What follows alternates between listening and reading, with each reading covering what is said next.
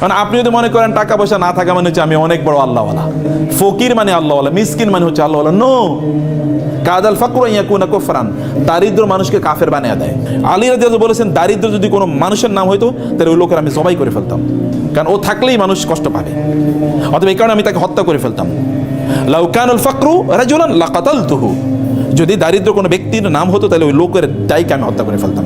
দারিদ্র এটা ইসলাম কোনোদিন এটাকে সেলিব্রেট করে না, যে ঠিক আছে তুমি দরিদ্র এবারে তোমার আমি সালাম দেবো, নো।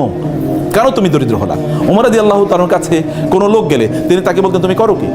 বলে কোনো কাম করি না। বলে যাও আমার কাছ থেকে সরো, যে দুনিয়ার কামও করে না আখেরাতেও কাজ করে, তো অথর্ব স্টুপিড, এই স্টুপিড যেন আমার সামনে না আসে। কাজ করতে হবে। আল্লাহ সুবহানাহু ওয়া তাআলা এই দুনিয়া নিয়ন্ত্রণ করার জন্য আপনাকে পাঠাইছেন, দুনিয়ার মালিক হওয়ার জন্য আপনাকে পাঠিয়েছেন। এখন আপনি দুনিয়ার মালিক হবেন না, আপনি দুনিয়ার স্লেভ হবেন, কেমন করতে হবে? আপনি দুনিয়ার দাস না, দুনিয়ার দাস না, আপনি দুনিয়ার প্রভু, মানে আপনি দুনিয়ার লর্ড, আপনি দুনিয়ার কি মালিক, দুনিয়া আপনি নিয়ন্ত্রণ করবেন। আপনাকে মালিক হিসেবে আল্লাহ তাআলা দুনিয়া পাঠিয়েছেন।